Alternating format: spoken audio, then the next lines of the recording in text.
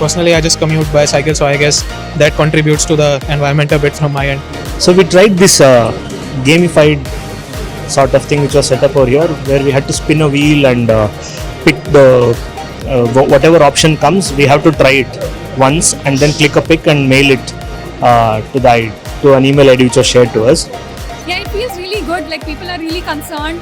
Like we can see like people have reduced like plastic intake at least for the week since there are these tasks given. So yeah, it feels nice. Like recently, for this year environment, they have started removing paper cups with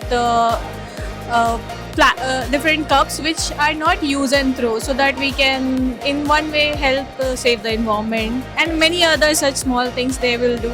And I think they do, honestly. Like the environmental week is a reflection of that. Yeah.